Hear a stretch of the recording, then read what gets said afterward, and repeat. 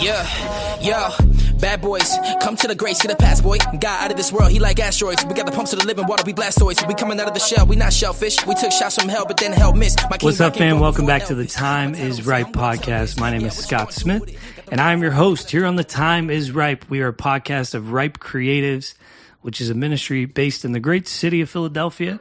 We leverage the arts for the purpose of missions. In a nutshell, we are a creative community, and we do a lot of fun things together to impact people's lives through the arts. Today's episode is going to be a whole lot of fun. We are on our 5th Creatives Gallery experience, as well as our 5th Creatives Gallery episode, which is going to be a great, great time. The date we're going back in time to talk about today is Tuesday, November 14th. It was a Tuesday night. We did a gallery at a place called the Story Factory, Philly. We're always there doing different things. This is probably like our 75th episode at the Story Factory. It's always a good time. But the experience was called Found. As I said, it was our 5th Creatives Gallery, but it was our first time doing something very, very different because it was a fashion show, and we got to talk all about that. Now, to break this whole thing down, have this great conversation, I got a couple of guests in the room. How boring would it be if it was just me by myself? So here to break this whole thing down, I have 3 guests on today's episode. First up, you've heard his voice on many, many episodes before. He's basically the co-host. He's also the producer. Jarrett Top Mop Moses. Hello. I was surprised you said it was 5. I had to do the math in my head. I thought we were only at 4. Now, this is definitely number 5, which I guess we can get into a little bit of that as we move down the line. Our second guest needs no introduction. She's on staff with us with Ripe Creatives. She's also the one responsible for every Creatives Gallery that we have done. It's her fault. It was her vision. It was her fault. Emily Phillips, welcome back to the pod. Hi, happy to be back. Are you? Look at you. Wow. Praise the Lord, everybody. Emily Phillips is the GOAT, and we're excited to have her on today's episode. We also have a first-time guest because it was our first time doing a gallery with this person, so they haven't been on before. Mr. Santos, ladies and gentlemen. How's it going, guys? Thank you for having me. Welcome to the pod. Now, Emily and Jarrett really don't need long introductions because they've been here before, but Santos, this is your first time.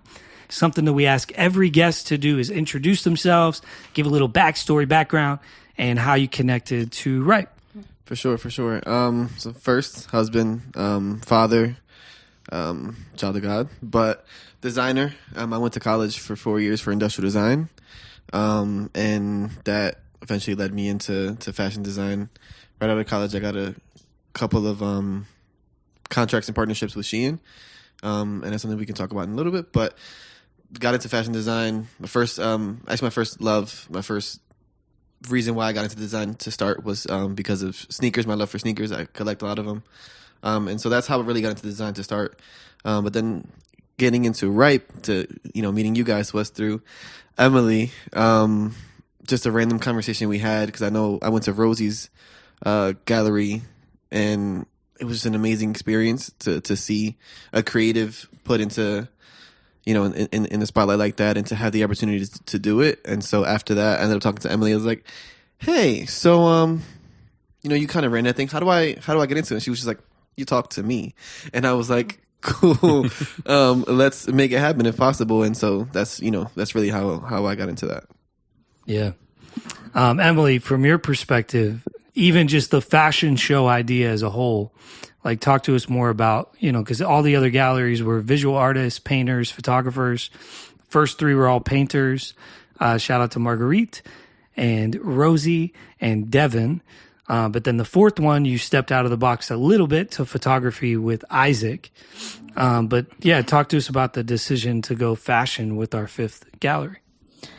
So I really don't decide based off of medium who's next. It's more of like as I meet people, as I see what they create, as I get to know them, that I'm like, this is who's next. And so Santos was just an obvious, this is who's next, just based off of his gifting and his like personality, his character. Yeah, it was really simple, but I think for Santos's gallery, I was the most excited because it was something so out of the box, so different than what I've already done. But it turned out really beautiful. Yeah. Now, there's one thing not being said here, and that is the nepotism involved in this decision to have Santos be the first fashionista.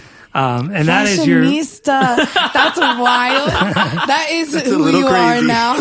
Santos is a fashionista. He is a I'll take it. Sure, I'll take it. But the joke, the nepotism is the familial relationship between you guys. So yeah, share about that too. So I take care of Santos's son, Joseph. He's my bestie, and I've been with them for a little over a year now. But yeah, so I have a deeper love for Santos and his family than some of the other gallery artists. Not to compare. Yeah, no hate to the other ones. Yeah, you have to have children that Emily nannies for, and then you will get a gallery. Santos, would love to hear more about just your background with fashion. You kind of did a really quick intro there. But yeah, just expound on that because I think a lot of that leads to Found, the collection that you ultimately presented. But, talk to us a little bit more about your history with fashion as a whole. For sure. And so again, when I got into design, the reason why I got into it was because of my love for sneakers. I collected them all my life. My brother and my parents made sure that we had what we needed. But then my brothers and I would take it, a step forward. If we had some extra money, we'd buy the things that we wanted. An extra couple, some jerseys or things like that to like spice it up. And so I would say my brothers were the one that pushed me into loving like what I was wearing and my shoes. And then, I always had this joke the reason I didn't know I wanted to go into sneaker design, or that's what I wanted to do. It was a dumb conversation with my wife's cousin, because I like drawing and I like shoes. And he was like, "Why don't you draw shoes?" And I was like, "You are a smart guy." And so that conversation ended up leading me into college. And I didn't know I wanted to do fashion design throughout my 4 years. Like I didn't know until afterwards. I ended up taking a fashion design class because it was part of learning how to sew. I took a couple classes where I needed to make things like bags and things like that. And so that led into, I had to take those classes with a fashion design major. And so I kind of got a sprinkle of fashion design, learning from the other people that were in the classroom, the teachers, and we had to make things like that. So that like gave me a little spark of like, maybe I could do this. I don't know. Like I like fashion. I like wearing new things and all of that. So right after college, obviously I'm looking for a job. And on Indeed, I saw one for Shein for fashion design. And again, it kind of sparked, and I was like, let's see if we could do this. It was just like a small one collection. You get a little percentage on it. And we'll see how it goes from there. And so they hit me up, asking me to do a collection for I had a choice, men's, women, or kids. I chose women to start because, a lot of women mostly shop on Shein. And so I did a women's collection. That did really well. And then they asked me to do another collection, a larger collection. And so for that one, I had a choice on splitting it. And so I did men and women that time. Also did really well. They asked me to do another one. I didn't really want to at that point because I felt like God was telling me to do my own thing. But even that was a little bit scary because I knew that with Shein, they were going to cover all of the costs of manufacturing and all of those things. And so once I started to figure out what this would look like on my own, it was very, very, very expensive. Mm-hmm. And so talking to Emily about this collection, doing the fashion show, obviously I did my own research and all that stuff. And so it was super, super expensive. And I always knew that I was going to be making clothes physically, like by hand, raw materials and all that stuff myself. But I thought I would have also a good collection that was manufactured. Once I saw the price tag, I said, maybe not. And God pushed me into like, he just told me, listen, you're doing this on your own. Like, I didn't think I was going to be able to do it, to do such a large amount of pieces on my own by hand. Because I thought I was going to work too slow and all that stuff. But God really pushed me and said, no, we're doing this. You don't need a manufacturer. You don't need none of that. You're doing this on your own. And so that's really where I'm now, just fully making things by hand. And we'll see how long that lasts for. But for now, that's where it's at. It's super funny because I remember this conversation. I had talked to Santos about doing a gallery a year before his gallery actually happened. And so I don't even remember. Maybe it was like 6 months before your gallery. He pulls me aside and we were sitting in the back of our church. And he was saying, he was so nervous. He was like, Emily, I don't know if I can do this. Like, is it too late for me not to do this? Like, I'll let you know at minimum, like this far out from the date, but like the prices of like getting a manufacturer to like send me the stuff and things being here on time, like it doesn't look like it's going to happen. And I was like, Santos, don't even worry about it. It's going to happen and it's going to be great. But just hang on and pray and process and yeah. And then it happened. It was really hard. One, talking to you, it was hard because I don't think I've ever told you a bad thing. Like I felt like I was talking to like my boss and I'm like, listen, I'm not making a deliverable. Like I just felt like it was walking into that. I talked to my wife like 17 times. Like, I don't know if I can talk to Emily. I don't know if I can talk to Emily. That was like a whole thing. Like it was hilarious talking to her, but it was just a scary moment because again, I had this expectation of what it was going to be. Mm-hmm. And so, since that wasn't going through, I didn't know what I was going to do, but God had a plan. Yeah. That's hysterical. Six months out, you're wrestling through, can I do this or not? And you're working on Found. Mm-hmm. This might be totally unrelated. Is fashion like what you do for a living, or is it just something extra? So it's what I do full time now. That's my wife awesome. and I prayed for it for a long time. Obviously, I got to take care of my family, right? But my wife gets paid pretty well, and so fortunately, I had the opportunity to pursue this full time. But I'm definitely praying on it because this year we're looking to maybe buy a house, and so that might change. We'll see, but hopefully, I'm praying to God that I can just continue to pursue this full time. But for now, it's what I'm doing. That's cool. So talk to us specifically about Found the collection, and then we'll dive into the night itself. But talk to us about obviously one of one pieces. You mentioned that you were hoping to do a larger manufacturing type of thing. That's not going to work out. So you go hand by hand. How many pieces we talking about? What were some of those pieces? Yeah, just talk to us about the actual collection. Yeah, so through college, naming things was super difficult. Super difficult. I'm super indecisive.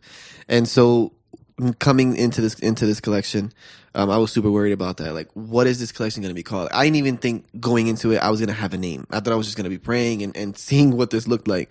And so thankfully that didn't happen because early on, I think even before I talked to Emily, found, like, God gave me the word found. And it's like the basis of what Saint Studio stands for. And that's what the brand name is. And so it's basically like helping people find themselves in Christ through fashion. And so I'm trying to, I want people to be found in Christ. The people that, one, are believers, to be able to wear like clothes and feel like this is what I believe in. God is with me at all times. But on a deeper level than just putting on a t-shirt. But also the non-believers, like God is the ultimate creative. And so I know that anything he creates is beautiful. And so I try my best to tap into that creativity. And so anything that I create, I want it to be so nice that even non-believers see this stuff and are attracted to it. And then that's able to spark a conversation about Jesus. And so that's what the Found collection as a whole was. Just trying to have people be found in Christ and Christ be found in them, believers or non-believers. So good. So good. Talk to us about some of the pieces. How many pieces did you make? I know these answers, but how many pieces in total, one of one, did you create? I don't even know. So to exact number, each model on average, I made a top and a bottom. And there was 10 models. So that's probably somewhere around 20. I think on the racks, maybe another 15 or 20 pieces minimum. So we're probably looking at 45 to maybe 55 pieces total, plus tote bags that I had. I had a couple of bucket hats, t-shirts that my wife and I like pressed and did all of those things, some hats. And so it was a lot of work going into it. A lot of sleepless nights. I don't think I slept. Emily knows, and she would yell at me for it. I think the last month of leading into the show, I might have slept half those nights. trying to get this done. Even like I had a deadline a week before the show, did not make that by a long shot. I think I didn't sleep the night of the fashion show either. Like going into You definitely didn't. So when I talk to my gallery artists, I say you need to be fully finished with what you're creating a week out from the show. So that week you get to just like do the little tiny detail things and not worry about finishing a collection, but you are just so solidified and you can go into your night and enjoy it and not be stressed out or worried or That's what like you should do. concerned about finishing stuff that you're going into the night just feeling great. Nobody listens to me about that. Yeah, you're 0 for 5. Not a single one. I'm Not pretty a sure single person. the painters have come with wet paintings. Yes. To all 3 of theirs. Yes. They were coming with wet canvas. Mm-hmm.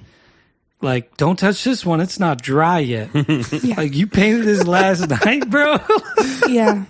So not a single person has taken me up on that Not even advice. Isaac? I don't think Isaac did either. I think he was still getting prints together and stuff. Yeah, he was still getting his prints together. That's funny.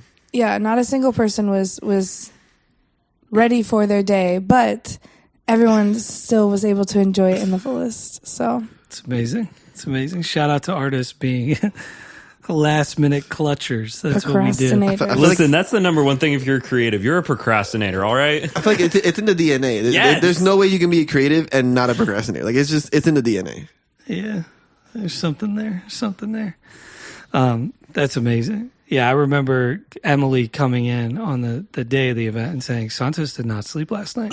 He did not sleep 1 minute last night. Like, we're going to have to get him like a nap or something because this is ridiculous. And I was like, I walked cracking into up. a Celsius. Well, I brought him an energy drink, and I told him he was not allowed to come in until I forget what time. afternoon, I think. Yeah. I gave him a specific time. I said, I better not see your face until this time at the earliest because you need to take a nap, you need to shower, get yourself ready, and come slow. I showered. I didn't nap. That's fantastic. Now let's get to the night of the event, and which is included in that really the night before the event. So for all of our galleries at the Story Factory, shout out to the Story Factory, they let us in the night before and give us an opportunity to do setup from scratch. This being a fashion show, there was some minor similarities to the other galleries, but with it being a fashion show, there was a lot of major differences with the design of the room, the setup, all of that kind of stuff. So I know Jarrett had a big part in some of that stuff. Emily, a lot of it was your vision and dreams as well. So let's just talk about the room kind of setup dynamic that made this unique. So for this gallery, I wanted to make sure that throughout the entire night, there were things that people could see and enjoy from Santos's collection. Because the fashion show was only one piece of the night. So I had Santos, pick sketches of pieces that he wanted to show, and just like all the rest of our galleries, have the pipe and drape up all over the room and have the pieces, like the actual garments hanging, but also the sketches to see like how Santos's brain works, alongside those. And so there were 5 sections, with a number of different pieces and sketches set up that kind of went together, that throughout the night people could walk around the room and see. And Santos had a pop-up shop kind of vibe in like part of the room. And so that all of those things are up the whole night. And then for our fashion show part, we kind of just took out the pub tables that we put in the middle of the room, and with Jarrett's amazing talent to be able to light a runway so beautifully, we had a runway going throughout the middle of the room, for the models to walk down before Heart Behind the Art.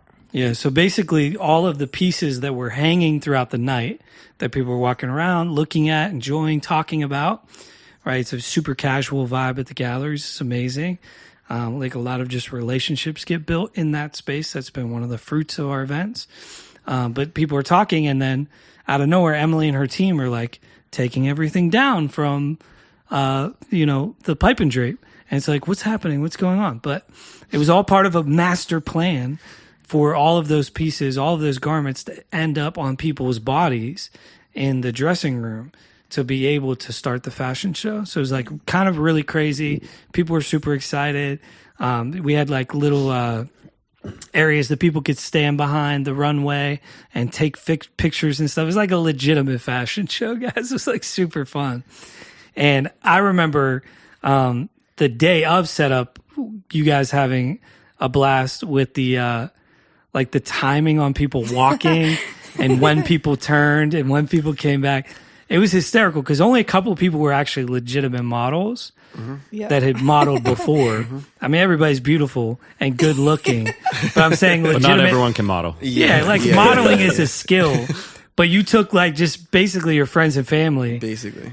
from your church and from other communities that you know, and that became the models for the night, and they killed it. Yeah, I mean, I think only 2 or 3 were like legitimate models. Rosie, Millie, and like 1 or 2 other people. The rest of them were just from the church and my brother. Like, it was just like they just fit the vibe. And I asked them, hey, can you would you mind modeling? And they were like, cool. Like they were so down and ready to learn. Everyone did so well. I was so impressed with them. And a huge shout out to Santos's dad, Santos Sr., because he was like, what do you need? Like, don't pick up anything. Don't move anything. I got you. What do you need? And it just like started flipping the room and bringing everything where they needed to be. And he was like telling people to move to where they needed to be because I'm not going to do that. I'm not going to be like, you're in the way. Excuse me. He was like, you need to move this way. The light is here. And I was... Praise the Lord for that man. He was so helpful. I mean, he walked in. He didn't know what to expect. My dad might kill me, but he didn't know what to expect. And so the minute he walked in, like I told him, obviously he knew this was going to happen. But the minute he walked in and saw this, like how big this event actually was, I didn't really know.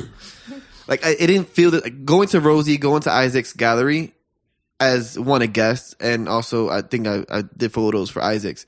It felt different for it to be my gallery. And it was, so going into it, my dad didn't really know what to expect. And so he was like super overwhelmed and like crying and like, he just wanted to be a part of it. And like, yeah, he just wanted to be a part of it and help in any way that he could. And he just chased Emily around, making sure that she didn't have to lift a finger if she didn't have to. No, it was so helpful. Yeah.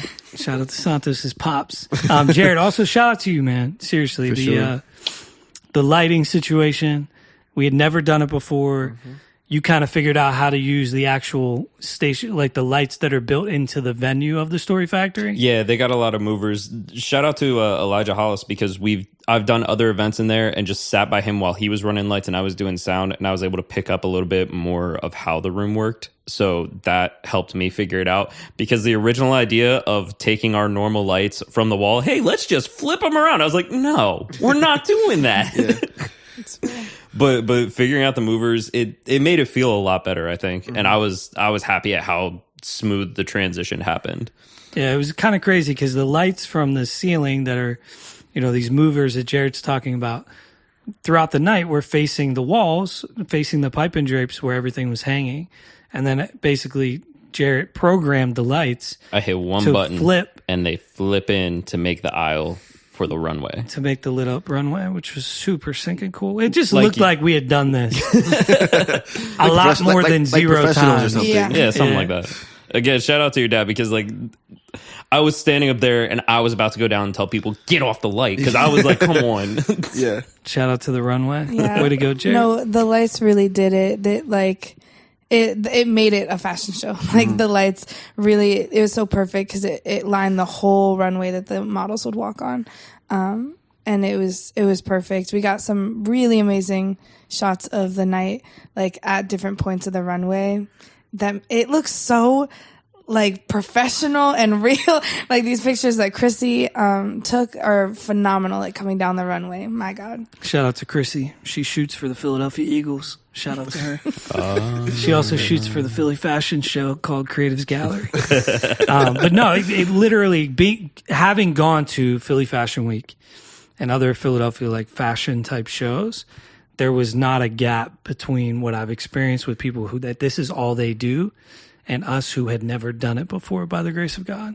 So shout out to the amazing team, the amazing models. Now, before we get into like heart behind the art and other things that happened throughout the night, I just even want to ask Santos and Emily, like going into the night, 5 o'clock rolls around, everything should be done. We're probably not done, but everything should be done theoretically. Spending some time in prayer over the room. A lot of people are kind of flooding in on the team side. 6 o'clock doors open. Like going into the night, What are some of your like feelings there? I mean, since I didn't sleep that night, my mind was just fully just getting this done. Like, I wasn't fully in the mindset that Emily wanted me to be in, where I'm just like enjoying the night, making sure that like I'm able to talk to people and experience it the way that I wanted to. I wasn't there yet. Come like 5 o'clock still. Like I'm still in the mindset of like there's still things I got to get done. There's still things I got to get done. Like, and so going into it, I was still nervous. The running through my checklist of things I got to get done, talking to the people backstage in the fitting room about ironing and like picking off the little things that were getting off, and so I was still super nervous. And this is obviously like I'm usually the one behind the camera. Like I take photos and all that stuff at church, and so I'm not used to the one being up on stage talking, and so I was even talking to Em about like, what do I say? Like, what are you going to ask me? I asked her a million times probably. Like, what are you going to talk to me about? Like, how is this going to go? Nervous about the head count. Nervous. Like there was so many things that like I was trying to think about at the same time that I was still making clothes and like getting things in that. Like I even brought in paint because I was gonna paint the jacket that I walked in with. Like not the one that I walked down the runway with, but I was gonna paint the jacket that I like had on before the show. I didn't get to that. Last minute Magoo over here. Literally. Emily, what about you? Like coming into the show, this is your first time doing a fashion show. There's obviously a deep level of care and connection to Santos interpersonally and his family. How were you feeling before it all happened? I think the room came together exactly the way I envisioned it. And when that stuff happens, it just like, it sets me up so well to be so excited. So I remember like, there was like another aspect of this that mine and Santos' church community, like we love them so dearly. They are family. But there's not a whole lot of overlap with Ripe, when it comes to like coming to events. But I knew that so many people were going to be there for Santos's gallery because they were models, they were volunteering, they just wanted to be there to support Santos. And like, as soon as like the doors opened and there were so many people who I recognized who like, oh my gosh, like Jasmine's getting dressed in like the stuff she's walking down the aisle, like the runway with, and like Gianna's has a clipboard and she's running around and trying to like get the models where they need to be. Like it just felt so sweet, and more so like I wasn't like, because a lot of the gallery stuff I try to take on my own self. I don't ask for a lot of help. I ask for someone to run the door, and I ask for like the Ripe community to kind of be present in the room. But beyond that, I try to do everything else myself. And for this one, there was no way I could have done everything myself.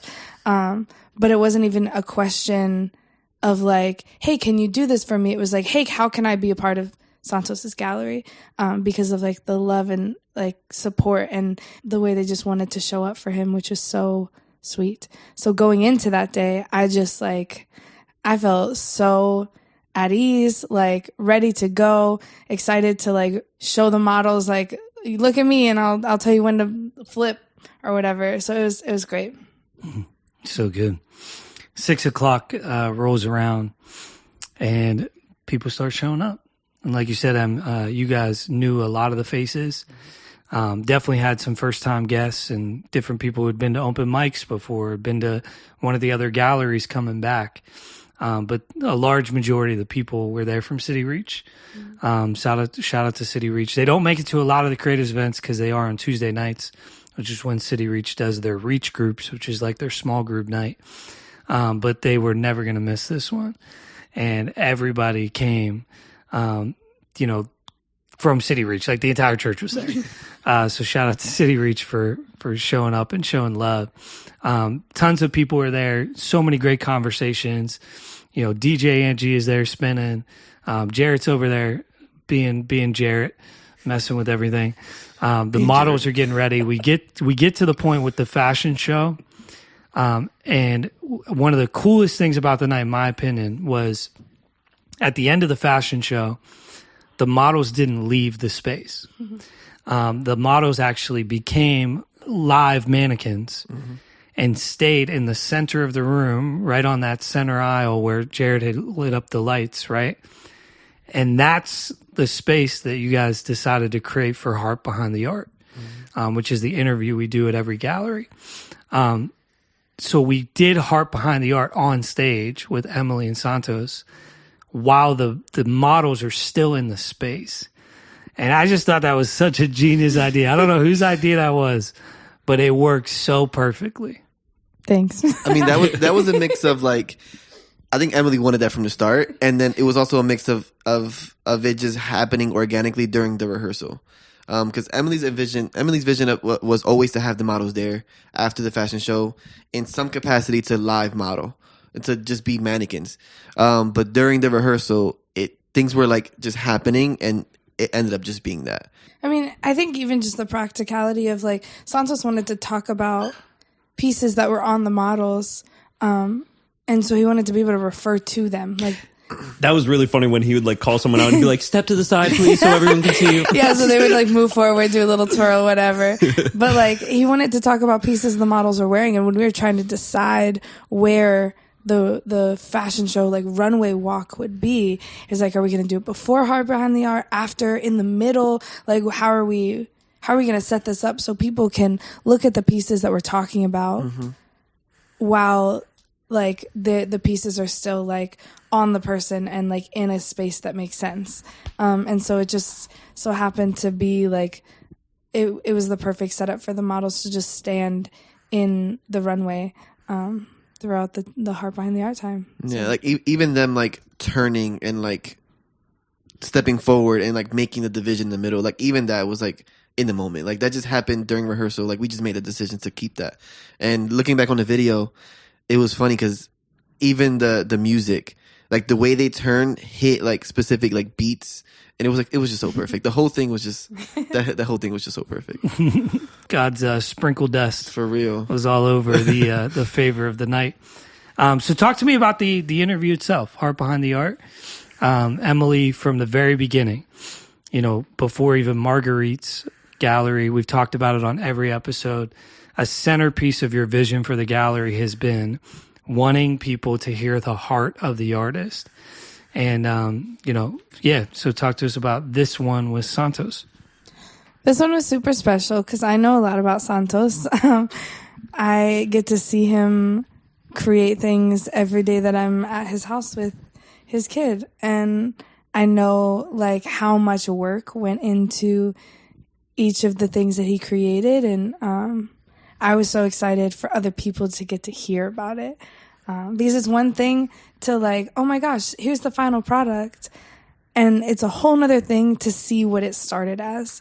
Like see the sketch on the paper and the random pieces of clothing that are being cut up and sewn together. Like seeing the process was so beautiful that even getting to have people see the sketches around the room and then hear Santos speak about how he creates things. I was just so excited for that moment. But even more than that, hearing Santos share about his family and about like how he was inspired to do this. And I think it was just like so beautiful, so powerful. And I loved seeing Santos cry in front of everybody. That was a great time. Honestly, I wish those pictures were burned and never seen again. That's our favorite part of every gallery, when someone's crying. It's so funny. The pictures of Santos crying are so sweet. I love that. Or ugly. Whatever word synonymous. I mean, just going into it, like again, I was stressing to M, like I'm just nervous about talking in front of people, like in this capacity, especially by myself. I can talk to people about other people all day. Talking about myself is hard, and so like going into this, I was stressing to M, like, can this be more of like a conversation? She's like, that's exactly what this is. It's just a conversation. So going to, I was a little eased about that, being able to show people like my brain, or to talk to people about like my brain through the process, and like seeing like how these pieces came to be what they were, to explain why I did a certain thing, because all these pieces I pray about, and God shows me what they're supposed to be, and so to be able to explain that, so that people can understand fully, like this is not just me cutting up a pair of jeans and making a vest out of it, or cutting up a pair of jeans and making a tote bag out of it. Like, it's not just that. It's like God's hand making this, and it's a prayer. It's a prayer for people. And so to be able to explain that deeper than just showing it and like putting a sketch up was just so special and such a great opportunity to do for my brand, but also for the people that are going to be buying these pieces. Yeah. It was super good, man. I mean, it was the live model aspect of it was perfection. Getting a chance to be like, Millie, step up your piece. This is why this one's so special to me. Mm-hmm. And to do that over and over again with different people who were there was just really good. You know, like just added a whole different value to that experience. Towards the end of the interview, Emily asked a couple deeper questions in terms of like your faith, which I just want to say, like, I think was sprinkled throughout the entire thing. It was all about God. It was all about your process in creating with him and in designing with him, and then actually creating the final product with him. But I just think that was like really, really potent of a moment where you really got to share your faith. Mm-hmm. And I also think, as Emily said, you modeled family really well to a room of young people that, whether they're believers or not, have been impacted by a culture that has devalued family, very true, has devalued marriage.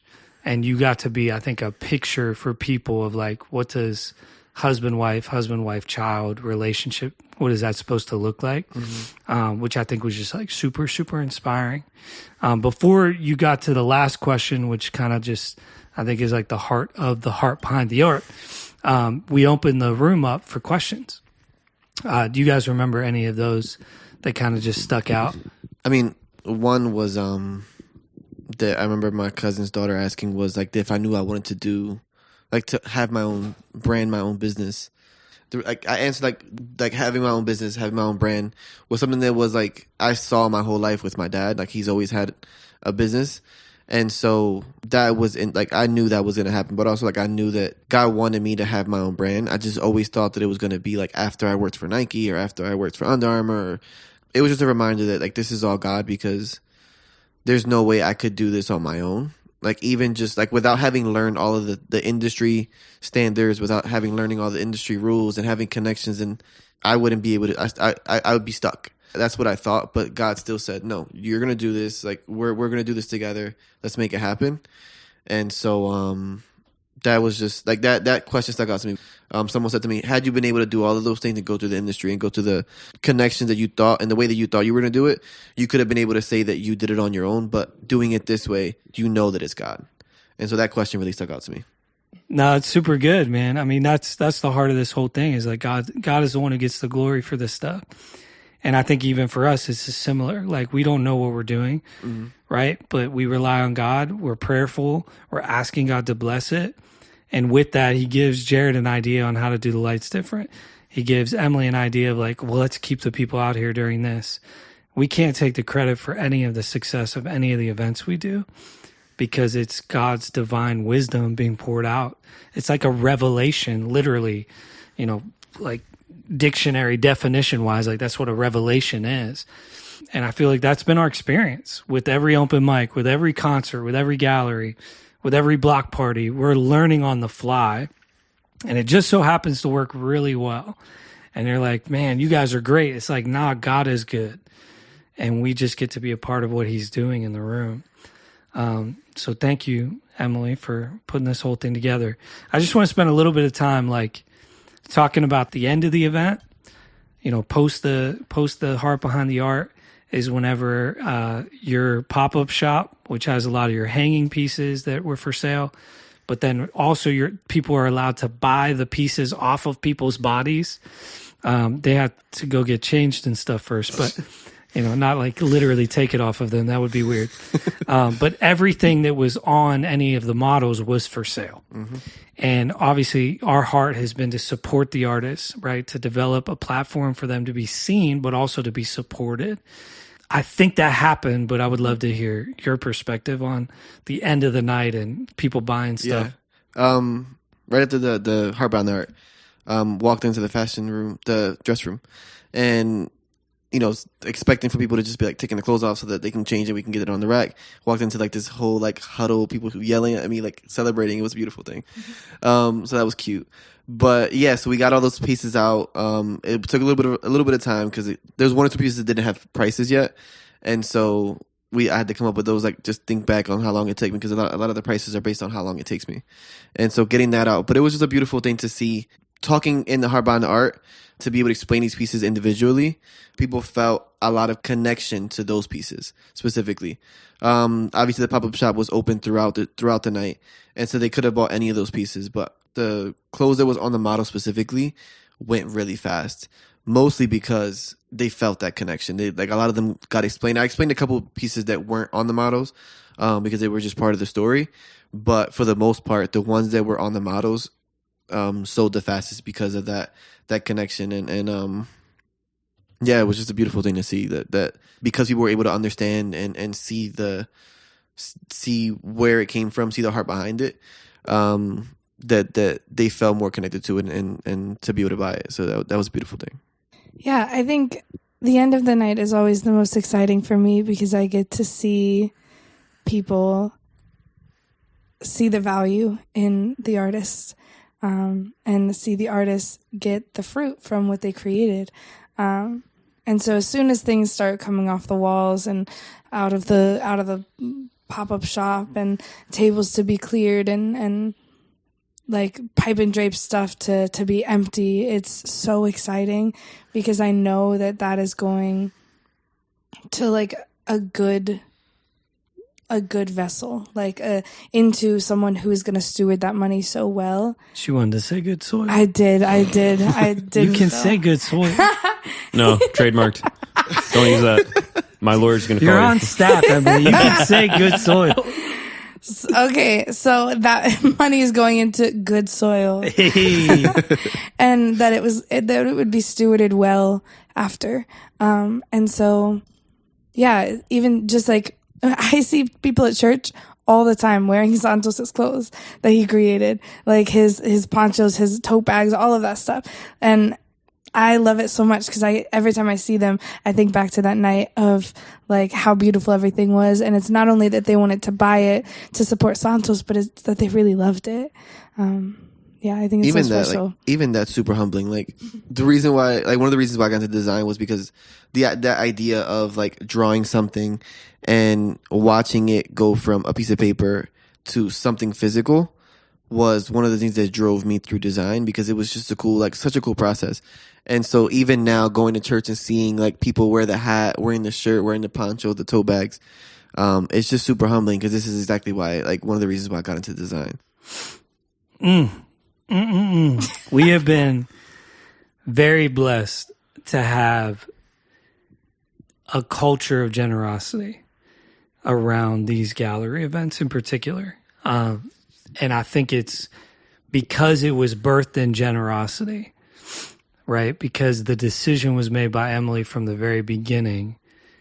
Okay, a gallery typically takes 40 to 60% proceeds from an artist that's selling, right? You've had contracts with companies, right? Mm-hmm. Your percentages on what you get back is not anywhere near the valuation of the time and the investment that you made, right?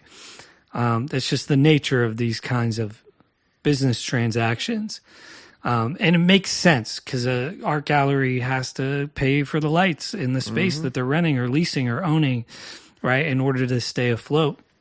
But because of things like the Story Factory being generous towards us to be able to have a space, because of Top Mount Productions, Jarrett being generous towards Ripe to offer services, right? Because of Ant, because of our team's generosity of engagement and how can we serve, how do we do this? Emily said, we are going to be different than what the run-of-the-mill space is for an artist to win. Mm-hmm. And so we're going to front the expenses, and we're going to ask our partners to help us pay for that stuff, right? But we're going to do this in a generous way. Mm-hmm. And I think supernaturally, just in terms of the kingdom, there's a sowing and reaping thing there that I think is really beautiful, where we've sown generosity, and I think what we've reaped, even though we don't have a lot of resources ourselves, we have reaped a generous culture in support of the artists themselves. Like, does that make sense? Yeah. Like, I think it's just been a very, like, we put this into the ground, and by the grace of God, it's produced for 5 artists in a row now. Yep.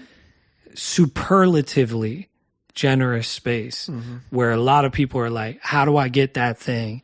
Because I want to support Santos, you know? It's really, really, really stinking cool. Yeah, there were like almost 200 people there.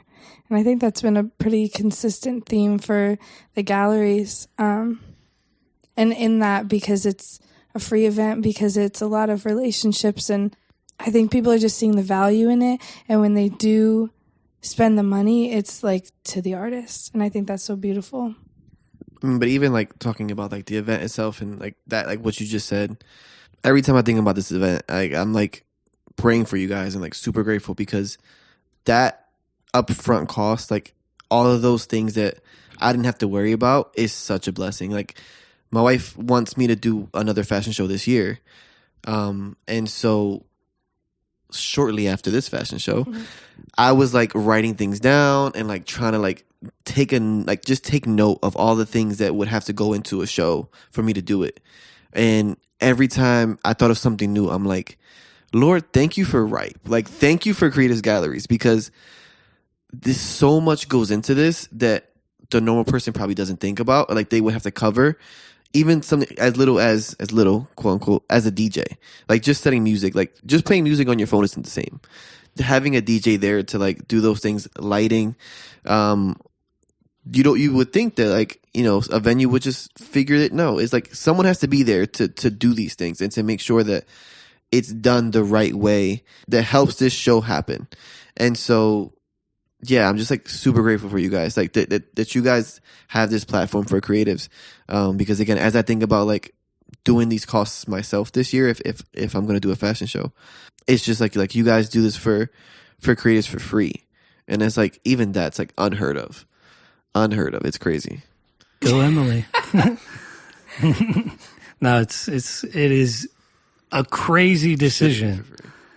But I think the benefit has been to the artists, and it has been able to be a part of the story that we want to share. I mean, that's the beauty of this podcast. Is part of our heart with this podcast is to say, hey, people, here's what we're doing with your resources.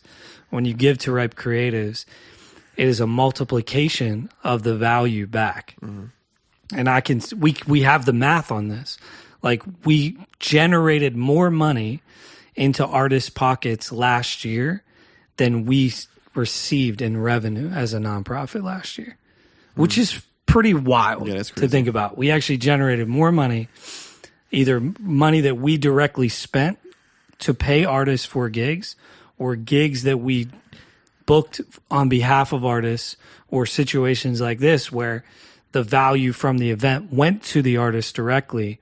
We generated more than we actually brought in last year. Into the pockets of artists and creatives here in the city of Philadelphia. I'm super proud of that. Like, that is something that, and I don't say that in a prideful, arrogant way, but I'm proud of the Lord's, like, keeping us in that kind of place as an organization, that we're not becoming top heavy and, you know, like greedy as a ministry vision, because it's all been based around generosity received and generosity given. And I think Emily just embodies that as a human in life. So it makes sense that part of the vision that she carries out under this ministry has that same exact character and heart. So proud of you, Em. Thanks. That was cute. She's the best. Shout out to the people who came as well. Shout out to your family doing the food. The food was phenomenal. That was hilarious. My wife said that my little sister, her little sister, would go and get food on a tray out of the kitchen that my mother-in-law and my aunt was making. And as she's walking in with the food, or the little what do you call those little hot dog things? Pigs in a blanket. Pigs in a blanket. She would walk out with a tray of those, and before she even got to the table, they were empty. She had to turn right back around. So it was hilarious to like just even to hear something like that was just funny. 200 people. You had to feed them all. We were hungry. Hungry for found. A highlight for me was when Joseph got on stage Oh man, during our Behind the Art. It was so cute. that made me. Anyways, Shout out to baby Joseph. that brought the Cutest tears kid out. around. That brought the tears Santos out for no reason. cried. And there is photographic evidence. We don't of have to. these We don't tears. have to look it up. We don't have to look it up. We can just. They're out there. Jared, we're going to have to put it as the thumbnail of the podcast. Absolutely not. Yes, I absolutely. I agree with that as the thumbnail. Man, it's been a joy to have you guys. Santos, Emily, thank you for being here. Jarrett, as always, thank you for producing this podcast and helping us throw all these crazy events that we do here in the city of Philadelphia. I've alluded to it already, but just want to name again. If you're here and you partner with Ripe Creatives, we want to say thank you for your generosity towards us so that we can be generous in directions like the Creatives Galleries. This is where your resources go, and we're proud of the fact that every dollar that you gave us actually generated $2 last year. We generated more than we even received, and we're super proud of that. That is something we want to continue as a ministry organization into the year ahead. And so we would be super happy for you to continue partnering with us so we can do more stuff like that. If you're here, you're listening, you're a friend of Santos, you're a fan of Emily, you watch Top Mop's YouTube channel or something, whatever it is, however you stumbled on here, you just like the word ripe, but you're listening to this podcast, you don't currently partner with us. We just want to encourage you, jump on our website, ripecreatives.com, consider becoming a one-time giver or a monthly partner with us so that we can do more stuff like this. The only thing standing in the way of us doing more galleries is more resources. Literally, that's the only thing standing in the way, is getting more time and more resources together to be able to make sure that we do everything in excellence, and take care of people who are responsible for putting the events on, and making sure that those resources and revenue go back to the artist that's doing the event with us. So if you are not here, please partner with us so that we can do more of this kind of stuff. Not just the galleries, but the open mics, the concerts, the outreaches. There's a whole bunch of other stuff happening behind the scenes with our community right now. And we would really value your support so that we can continue moving forward. Jarrett, Santos, Emily, any final thoughts about the Creatives Gallery before we sign off? It was a super unique event that we had to be extra creative figuring out how to do it just with all the changes. So it was a lot of fun and turned out really well. Yeah, I mean, just super grateful for you guys. Every time I think back on the night, I'm just like in awe of how amazing it went.